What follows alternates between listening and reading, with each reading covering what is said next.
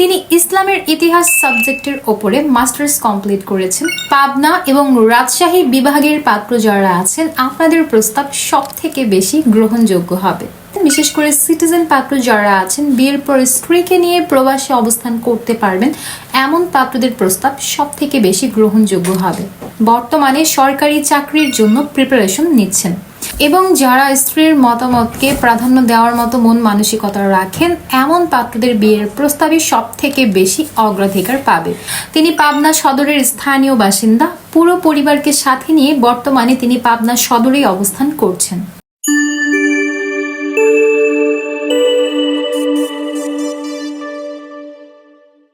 পাবনা সদরের 30 বছর বয়সী মুসলিম অবিবাহিত পাত্রী মোসাম্মদ লাবণী খাতুন, যার আইডি নম্বরটা হচ্ছে 383146। পাত্রীর উচ্চতা 5 ফুট 3 ইঞ্চি। তিনি ইসলামের ইতিহাস সাবজেক্টের ওপরে মাস্টার্স কমপ্লিট করেছেন। বর্তমানে সরকারি চাকরির জন্য প্রিপারেশন নিচ্ছেন। তিনি পাবনা সদরের স্থানীয় বাসিন্দা। পুরো পরিবারকে সাথে নিয়ে বর্তমানে তিনি পাবনা সদরেই অবস্থান করছেন। কমপক্ষে 31 থেকে সর্বোচ্চ 36 বছর বয়সী যে কোনো মুসলিম অবিবাহিত পাত্ররাই শুধুমাত্র বিয়ের প্রস্তাব করতে পারবেন। পাত্রের হাইট কমপক্ষে 5 ফুট 5 ইঞ্চি থেকে এর বেশি হতে হবে।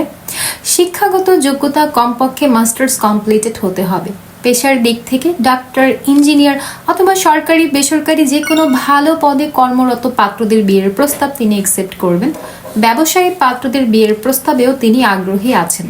বাংলাদেশের মধ্যে পাবনা এবং রাজশাহী বিভাগের পাত্র যারা আছেন, আপনাদের প্রস্তাব সবথেকে বেশি গ্রহণযোগ্য হবে।